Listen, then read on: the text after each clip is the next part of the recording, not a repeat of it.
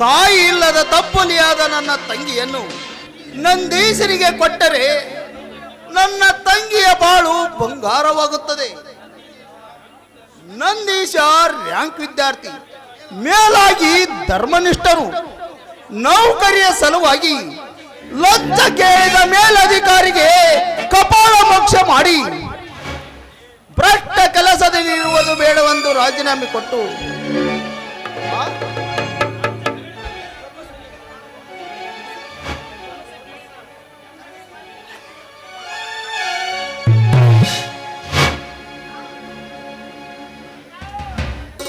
ಅಣ್ಣ, ಈ ನಿನ್ನ ತಂಗಿ ತಮ್ಮ ಸಹೋದರನೊಂದಿಗೆ ರಾಖಿಯನ್ನು ತಂದಿದ್ದಾಳೆ.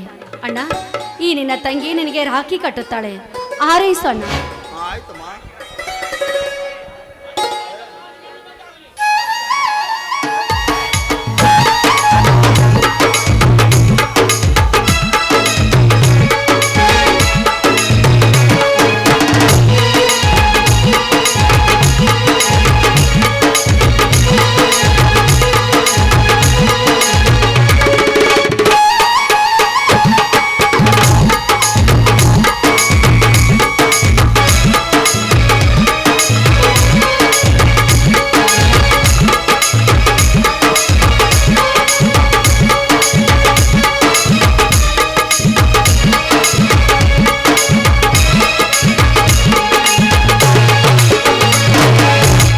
ತಂಗಿಯರ ಈ ಬಂದ ಜಲುಬ ಜಲುಬಗಳ ಅನುಬಂಧ, ಅಣ್ಣ ತಂಗಿಯರ ಈ ಬಂದ ಜಲುಬ ಜಲುಬಗಳ ಅನುಬಂಧ, ಜೀವಕ್ಕೆ ನೆರಳು ದೇಹಕ್ಕೆ ನೆರಳು ನಾವಾಗಲೆಂದು ಹರಸುತ್ತಿದೆ ಈ ರಕ್ಷಾ ಬಂಧನ, ಈ ರಕ್ಷಾ ಬಂಧನ.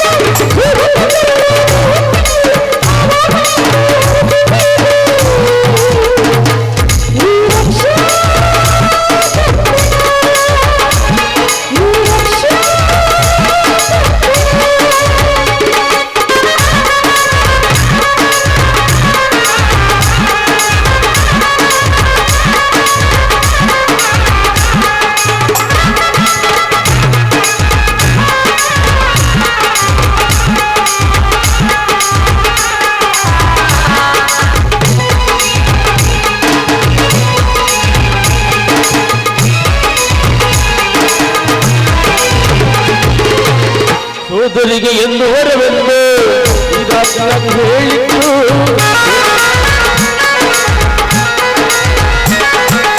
ಸೋದರಿಗೆ ಎಂದು ಹೊರವೆಂದು ಇದಾಗಿ ಹೇಳಿದ್ದು, ಹೆಣ್ಣಿಗೆ ಗಂಡಿನ ಜನ ನೀರನಂದನ, ಹೆಣ್ಣಿಗೆ ಹುಟ್ಟಿದ ಹೆಣ್ಣಿಗೆ ಕರೆದು ಹೊಂದಿದೆ ಗಂಡಿಗೆ ಗೌರವ ನಗರಿ ಅನ್ನೋದು ನನಗೆ ಸೇರಲ್ಲ ಇನ್ನಾಗಿದಲ್ಲ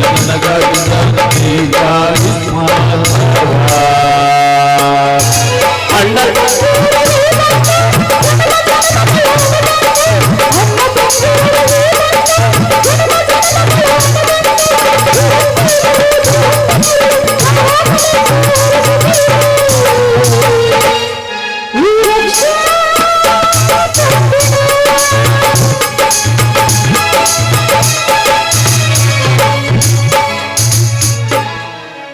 ಅಮೃತ, ಅಣ್ಣ, ನಿನ್ನಂತ ಅಣ್ಣನನ್ನು ಪಡೆದ ನಾನೇ ಭಾಗ್ಯವಂತಳು. ಅಮೃತ, ನಂದೀಶನನ್ನು ಮದುವೆ ಆಗುವುದರ ಬಗ್ಗೆ ನಿನ್ನ ಅಭಿಪ್ರಾಯ ಏನಮ್ಮ? ಯಾಕಂದ್ರೆ ಸಮಯಕ್ಕೆ ಸರಿಯಾಗಿ ಮದುವೆ ಮಾಡುವುದು ಈ ನಿನ್ನ ಒಡ ಹುಟ್ಟಿದ ಅಣ್ಣನ ಕರ್ತವ್ಯಮ್ಮ. ಏನಣ್ಣ, ಈ ನಿನ್ನ ತಂಗಿ ನಿನಗೆ ಎಷ್ಟು ಬೇಗ ಭಾರವಾಗಿ ಬಿಟ್ಟಳೆ? ಇಲ್ಲಮ್ಮ, ಹೆಣ್ಣಿಗೆ ಈ ಸೃಷ್ಟಿ ಕೊಟ್ಟವರ ಮದುವೆ ಹಡೆದವರಿಗೆ ಹಾಲಾಗಿ ಕೊಟ್ಟ ಮನೆಗೆ ಹೊನ್ನ ಕಳಸವಾಗಿ ಈ ಸಮಾಜಕ್ಕೆ ಮುತ್ತೈದೆಯಾಗಿ ಹುಟ್ಟಿ ಬೆಳೆದ ಮನೆಗೆ ಬೆಲ್ಲವಾಗಿ ತವರು ಮನೆ ಹೆಸರು ತರುವ ನಾರಿಯಾಗಬೇಕಮ್ಮ.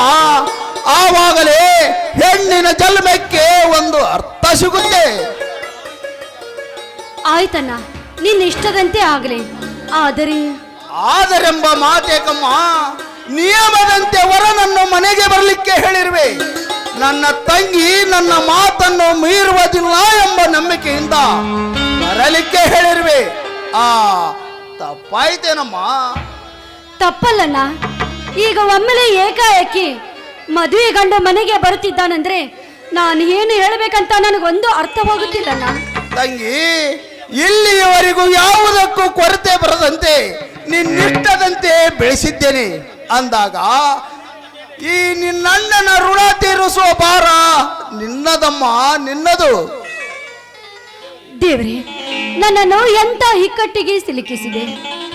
ಇರ್ಲಿ, ಬೀಸೋ ಡೊನ್ನೆ ತಪ್ಪಿದ್ದರೆ 1000 ವರ್ಷ ಆಯುಷಂತೆ. ಮುಂದೆ ನೋಡೋಣ.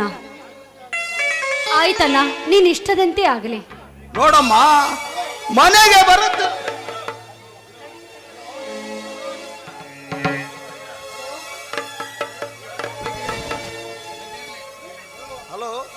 ಹಲೋ ಹಲೋ ಸರ್, ಹೇಳಿ. ನಾನು ಸ್ಟೇಷನಿಂದ PC ಮಾತನಾಡ್ತಿರೋದು ಆಗ ಸರ್. ಹೇಳಿ. ನಾವು ಹುಡುಕುತ್ತಿದ್ದ ಆರೋಪಿ ಭಾರ್ಗವನಿಗೆ ಸಂಬಂಧಪಟ್ಟ ದಾಖಲೆಗಳು ಸಿಕ್ಕಿವೆ ಸರ್. ಸರ್, ನೀವು ಬೇಗ ಬನ್ನಿ. ಆಯ್ತು.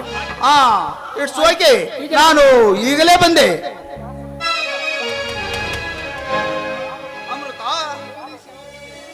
ನೋಡಿ ಅಮೃತ, ನಮ್ಮ ಪೊಲೀಸ್ ಇಲಾಖೆಗೆ ಚಳ್ಳೆ ಹಣ್ಣು ತುನಿಸುತ್ತಿದ್ದ ಆರೋಪಿಯ ಬಗ್ಗೆ ಎವಿಡೆನ್ಸ್ ಸಿಕ್ಕಿವೆ ಅಂತೆ. ನಾನು ಈಗಲೇ ಹೋಗಿ ಬಂದು ಬಿಡುವೆ. ಏನಣ್ಣ ನೀನು? ಮನೆಗೆ ಗಂಡು ಬರ್ಲಿಕ್ಕೆ ಹೇಳಿ ನಾನು ಡ್ಯೂಟಿಗೆ ಹೋಗ್ತಾ ಇದ್ದೀನಂತ ಹೇಳ್ತಾ ಇದ್ದೆಲ್ಲ, ನಾನು ಒಬ್ಬಳೇ ಮನೆಯಲ್ಲಿ ಇರ್ಬೇಕಾ? ನೋಡಮ್ಮ, ಏನಂತ ಮಾತನಾಡ್ಬೇಕು ಅವ್ರ ಜೊತೆಗೆ? ನೋಡಮ್ಮ, ಮನೆಗೆ ಬರುತ್ತಿರುವ ಗಂಡು ಸಿರಿತನದಲ್ಲಿ ಬಡವನಾದರೂ ನ್ಯಾಯ ನೀತಿ ಧರ್ಮದಲ್ಲಿ ಬಡವನಲ್ಲಮ್ಮ. ಸಿರಿ ಸಂಪತ್ತನ್ನು ಕಳೆದುಕೊಂಡರೂ ಮಾನವೀಯತೆಯನ್ನು ಮಾರಿಕೊಳ್ಳುವ ಮಾನಗೇಡಿಯಲ್ಲಮ್ಮ ಅವನು. ಅದಕ್ಕೆ ಚಿಂತಿಸಬೇಡ, ಅವನು ಬರುವುದರೊಳಗಾಗಿ ಬಂದು ಬಿಡುವೆ.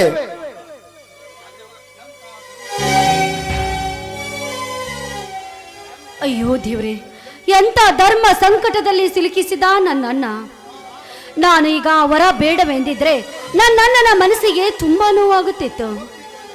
ಒಪ್ಪಿಕೊಂಡ್ರೆ ಬ್ರಹ್ಮನಿಗೆ ಕೊಟ್ಟ ಮಾತು ತಪ್ಪಿದಂತಾಗುತ್ತದೆ. ನಾನೀಗೇನು ಮಾಡಲಿ? ನನಗೊಂದು ತಿಳಿಯದಂತಾಗಿದೆ.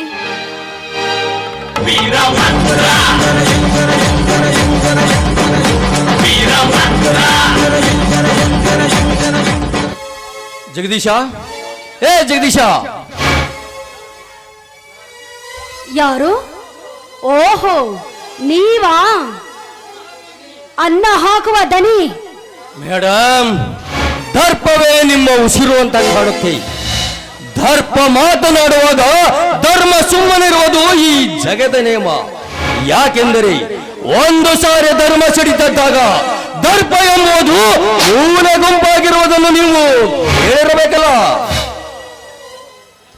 ಓಹೋ, ನನ್ನ ಹೊರಗೆ ಹೋಗಿದ್ದೆ ಒಳ್ಳೇದಾಯ್ತು.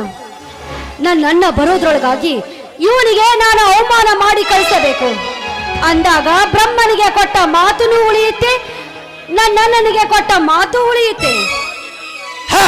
ಮಾತಿನಲ್ಲಿ ಮೈಮರೆಯುವ ನಿನ್ನಂತ ಹೆಣ್ಣಿನ ಜೊತೆ ನನ್ನದೇನೋ ಮಾತು. ನಾನಿನ್ನು ಬರುತ್ತೇನೆ. ನಿಲ್ಲಿ, ಹೀಗೆ ಬಂದ ಹಾಗೆ ಹೋಗುತ್ತಿದ್ದೀರಲ್ಲ, ನೀವು ಹೆಣ್ಣು ನೋಡಲು ಬಂದಿರುವಿರಿ ತಾನೇ? ಹೌದು, ನಾನು ಹೆಣ್ಣು ನೋಡಲು ಬಂದಿರುವೆ. ಆದರೆ ಹೆಣ್ಣಾರಿ ಎಂದಲ್ಲ. ನೋಡಿ, ನಿಮಗೊಂದು ಮಾತನ್ನು ಹೇಳ್ತೇನೆ, ಕೇಳಿ. ಜಗದೀಶ ಎಲ್ಲರಿಗೂ ಬೇಕಾಗಿರುವ ಗುಲಾಬಿ, ಆದರೆ ನೀನು ಅದರ ಸುತ್ತಲೂ ಇರುವ ಮುಳ್ಳು ಅಂತ ಗೊತ್ತಾಗುತ್ತದೆ. ಓಹೋ, ಅದಿರ್ಲಿ, ನನ್ನನ್ನ ಮದುವೆ ಮಾಡಿಕೊಳ್ಳುತ್ತಿದ್ದಾನಂತ ಗಂಡು ಏನು ಕೆಲಸ ಮಾಡಬಹುದು ಅಂತ ಕೇಳಿದ್ರೆ ನಾನೇನು ಹೇಳಿ? ಈ ದೇಶದಲ್ಲಿ ಅನ್ಯಾಯ ಭ್ರಷ್ಟಾಚಾರ ತುಂಬಿ ತುಳುಕುತ್ತಿರುವ ಈ ಸಮಾಜದಲ್ಲಿ ಸ್ವಾರ್ಥವಿಲ್ಲದೆ ನಿಸ್ವಾರ್ಥಿಯಾಗಿ ಭೂತಾಯಿ ಮಡಲಲ್ಲಿ ಶ್ರಮವಹಿಸಿ ದುಡಿಯುವ ಮಣ್ಣಿನ ಮಗ ಅಂತ ಕರೀತಾರೆ. ಇನ್ನು ತಿಳಿಸಿ ಹೇಳಬೇಕೆಂದರೆ ನಾಡಿಗೆ ಅನ್ನ ಹಾಕುವ ದನಿ ಅಂತಾರೆ. ಗೊತ್ತಾಯ್ತು ಬಿಡಿ, ನೀವೊಬ್ಬ ಹೊಲದಲ್ಲಿ ದುಡಿಯುವ ಮಾಮೂಲಿ ರೈತ ಅಂತ. ಅಷ್ಟಕ್ಕೂ ನಿಮ್ಮನ್ನ ಮದುವೆ ಮಾಡಿಕೊಂಡಿದ್ರೆ ಅದು ನಂದೇ ತಪ್ಪಾಗುತ್ತದೆ.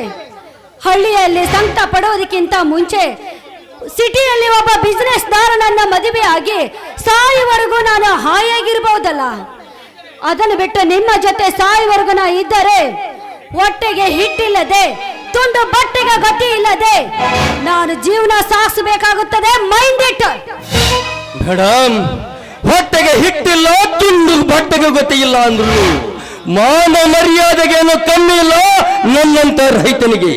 ಅಷ್ಟೇ ಯಾಕೆ ಕಟ್ಟಿಕೊಂಡಿರುವ ಹೆಂಡತಿಗೆ ಕಷ್ಟ ಬರಲಿ ದುಃಖ ಬರಲಿ ಸಾಯುವವರೆಗೂ ಜೊತೆಯಲ್ಲಿದ್ದು ಸಂಸಾರ ನಡೆಸುತ್ತಾನೆ ಈ ನೇಗಿಲ ಯೋಗಿ. ಆದರೆ ನೀವು ಆಸೆ ಪಡುವ ಆ ಬಿಸಿನೆಸ್ ಗಂಡು ಒಂದಲ್ಲ ಒಂದು ಸಾರಿ ಲಾಸ್ ಆದ್ರೆ ಕುಡಿದು ಬಂದು ಕಟ್ಟಿಕೊಂಡಿರುವ ಹೆಂಡತಿಗೆ ವರದಕ್ಷಿಣೆ ಕಿರುಕುಳ ಕೊಟ್ಟು ಸೀಮೆಯಿಂದ ಸುಟ್ಟು ಹಾಕಿ ದೊಡ್ಡಿನ ಆಸೆಗಾಗಿ ಮರುದಿನವೇ ಮತ್ತೊಬ್ಬರನ್ನು ಕಟ್ಟಿಕೊಂಡು ಬಂದು ಸಂಸಾರ ಮಾಡಿದ್ದಾರೆನ್ನುವುದಕ್ಕೆ ಸಾವಿರಾರು ಸಾಕ್ಷಿಗಳಿವೆ ಈ ಭರತ ಭೂಮಿಯಲ್ಲಿ. ಅಂತಹದರಲ್ಲಿ ನೀನಿಂದ ಬಿಸಿನೆಸ್ ಗಂಡಿಗಿಂತ ಈ ನಾಡಿಗೆ ಅನ್ನ ಹಾಕುವ ಗಂಡೆ ಎಷ್ಟೇ ಮೇಲು. ಬೆಸ್ ಅಮೃತಾದೇವಿಯವರೇ. ಓಹೋ, ಬಿಸಿನೆಸ್ ಮಾಡುವವರು ಹಾಗೆ ಮಾಡಿದ್ದಾರೆಂದ ಮಾತ್ರಕ್ಕೆ ಮತ್ತೆ ಯಾರು ಇಲ್ಲ ಅಂತ ಅನ್ಕೊಂಡಿದ್ದೀರಾ ನೀವು? ಸಾಯುವರೆಗೂ ಆ ನೌಕರಿ ಗಂಡನನ್ನ ಮಾಡಿಕೊಂಡು ತಿಂಗಳಿಗೊಮ್ಮೆ ಬರುವ ಪಗಾರದಲ್ಲಿ ಹಾಯಾಗಿರಬಹುದು ಮಿಸ್ಟರ್ ನೇಗಿಲ ಯೋಗಿ.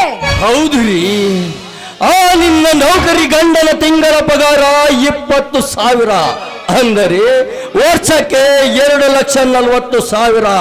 10 ವರ್ಷಕ್ಕೆ 24 ಲಕ್ಷ ಅಂದರೆ ಬರೋಬ್ಬರಿ 30 ವರ್ಷ ಕಾಲ ದುಡಿದರೂ ಅವನಿಗೆ ಸಿಗುವ ಹಣ 73 ಲಕ್ಷ. ಆದರೆ ಆ 73 ಲಕ್ಷ ಇವತ್ತಿನ ನನ್ನ ರೇಟಿಗೆ 3 ಎಕರೆ ಇರೋ ಭೂಮಿಗೆ ಸಮ. ಎಸ್ ಅಮೃತಾದೇವಿಯವರೇ, ಅಂದಾಗ 30 ವರ್ಷ ಕಾಲ ದುಡಿಯೋ ನೌಕರಿ ಗಂಡಗಿಂತ 3 ಎಕರೆ ಇರೋ ಈ ಭೂಮಿ ಪುತ್ರ ಮೇಲೂ. ಎಸ್ ಅಮೃತಾದೇವಿಯವರೇ. ಅಂದರೆ ಬಂಗಾರದ ತಟ್ಟೆಯಲ್ಲಿ ಊಟ ಮಾಡಬೇಕಂತ ಈ ನಿನ್ನ ಕೆಟ್ಟ ನಿರ್ಧಾರ ನಿನ್ನ ವಿಕೃತ ಮನಸ್ಸಿನಿಂದ ಸ್ಪಷ್ಟವಾಗಿ ಗೋಚರಿಸುತ್ತೆ. ನನ್ನನ್ನು ಪಡೆಯಬೇಕೆಂಬ ನೀನು ಹಠ ತೊಟ್ಟಿದ್ದೀಯಾ?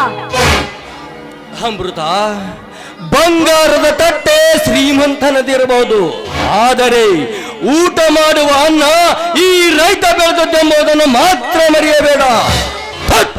ನಿನ್ನಂತ ಮೋಹದವಳನ್ನು ಮದುವೆಯಾಗಿ ಮತಿಗೆಡುವ ಗಂಡು ನಾನಲ್ಲ.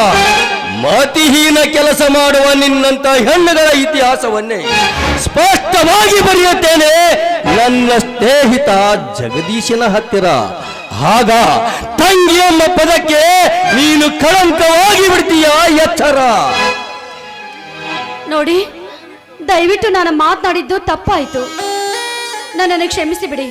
ಈ ವಿಷಯವನ್ನು ನನ್ನ ಅಣ್ಣನಿಗೆ ಹೇಳಿದ್ರೆ ನನ್ನನ್ನು ಸುಟ್ಟು ಹಾಕಿ ಬಿಡುತ್ತಾನೆ ನನ್ನನ್ನ. ಅದರ ತಪ್ಪಿಗಾಗಿ ನಾನು ನಿಮ್ಮಲ್ಲಿ ಕ್ಷಮೆ ಕೇಳಿ ನಿಮ್ಮೊಂದಿಗೆ ಒಂದು ಮಧುರ ಗೀತೆ ಹಾಡುತ್ತೀನಿ.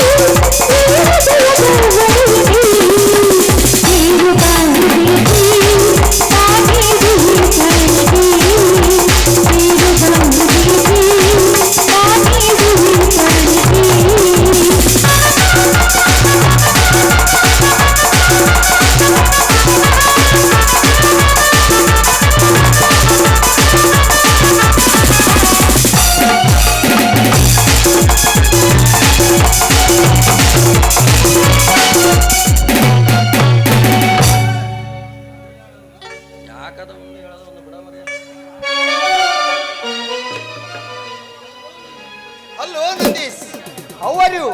ಐ ಆಮ್ ಫೈನ್ ಜಗದೀಶ್, ನೀನು ಹೇಗಿದ್ದೀಯಾ? ನಿನ್ನಣ್ಣ ಅತ್ತಿಗೆಯರ ಆಶೀರ್ವಾದ, ನಿನ್ನಂತ ಸ್ನೇಹಿತನ ಪ್ರೀತಿ ಇದ್ದಾಗ ಈ ಜಗದೀಶನಿಗೆ ಇನ್ನೇನು ಬೇಕು? ಹೌದು, ಬಂದು ಬಹಳ ಹೊತ್ತಾಯ್ತಾ? ಇಲ್ಲ ಕಣೋ, ಜಸ್ಟ್ ಈಗ ತಾನೇ ಬಂದೆ. ನಂದೀಶ, ತಾಯಿ ಇಲ್ಲದ ತಪ್ಪಲಿಯಾದ ನನ್ನ ತಂಗಿಗೆ ನೀನೇ ಆಶ್ರಯದಾತನಾಗು, ಅದೇ ಈ ನಿನ್ನ ಸ್ನೇಹಿತನ ಆಶಯ. ಜಗದೀಶ, ಆಕಾಶದಲ್ಲಿ ಹಾರುವ ಈ ಗಾಳಿಪಟದಂತಿರುವ ಈ ನಿನ್ನ ತಂಗಿಗೆ ಭೂಮಿಯಲ್ಲಿರುವ ನಾನು ಸರಿ ಹೊಂದುವೇನೆ ಎಂದು ಮೊದಲು ನಿನ್ನ ತಂಗಿಯನ್ನು ವಿಚಾರಿಸು. ಅಮೃತ, ಅಪ್ಪಟ ಚಿನ್ನದಂತಿರುವ ಈ ನನ್ನ ನಂದೀಶನನ್ನು ಮದುವೆಯಾಗಲಿಕ್ಕೆ ನಿನ್ನ ಒಪ್ಪಿಗೆನಮ್ಮ? ಅಣ್ಣ, ವಿದ್ಯಾಭ್ಯಾಸ ಕಲಿತಾ ಈ ನಿನ್ನ ತಂಗಿಗೆ ಒಬ್ಬ ಮಾಮೂಲಿ ರೈತನನ್ನು ಕೊಟ್ಟು ಮದುವೆ ಮಾಡ್ತೀನಂತ ಹೇಳ್ತಾ ಇದೆಯಲ್ಲಣ್ಣ, ಅಂದ್ರೆ ನನ್ನನ್ನು ಕೊಪ್ಪರಿಗೆಯಲ್ಲಿ ಕಳಿಸಬೇಕಂತ ನಿನಗಿಷ್ಟನಾ? ಅಮೃತ, ಏನು ಮಾತನಾಡುತ್ತಿರುವೆ? ಮಾತಿನಲ್ಲಿ ಹಿಡಿತವಿರಲಿ. ಏನಂದೆ? ವಿದ್ಯಾಭ್ಯಾಸ ಕಲಿಯದ ಮಾಮೂಲಿ ರೈತ ಅಂದೆ ಅಲ್ಲ.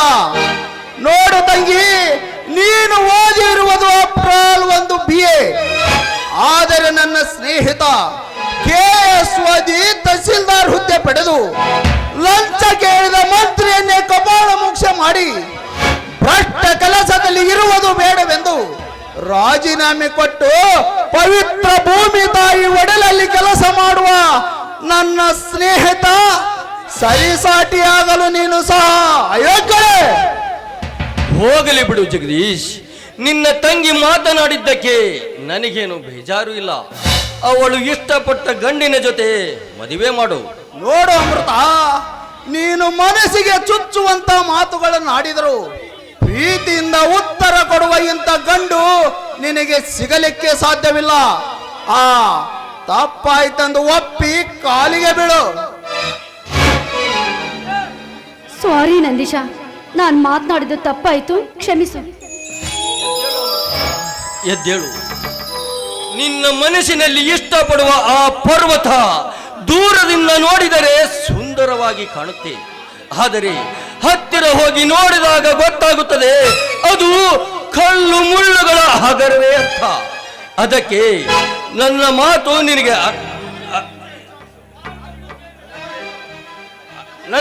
ನಿನಗೆ ಅರ್ಥವಾಗಿದೆ ಎಂದು ತಿಳಿದುಕೊಳ್ತೀನಿ. ನಿಜ ನಂದೀಶ, ನಿನ್ನ ಮಾತು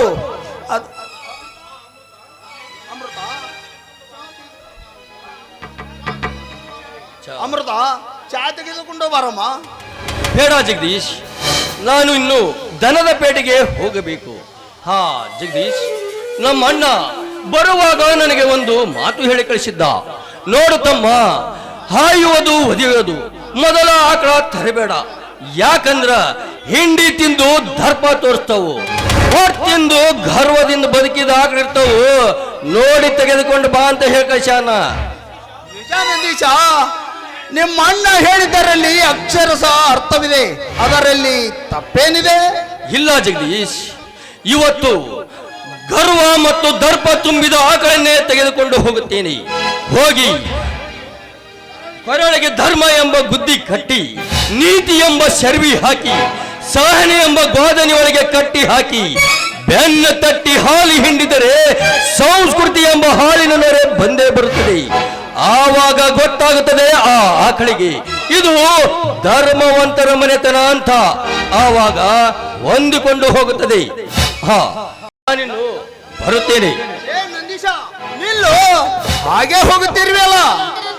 ಅದರಲ್ಲಿ ಇವತ್ತು ನನ್ನ ತಂಗಿಯನ್ನು ನೋಡಲಿಕ್ಕೆ ಬಂದಿರುವೆ. ಚಾ ಕಾಫಿಗಿಂತ ಊಟ ಮಾಡಿಕೊಂಡು ಹೋಗುವಂತೆ ನಡಿ. ನನ್ನ ತಂಗಿ ಅಡಿಗೆ ರುಚಿ ಗೊತ್ತಾಗುತ್ತದೆ. ನಡಿಯಮ್ಮ, ಊಟಕ್ಕೆ ಬಿಡಿಸು.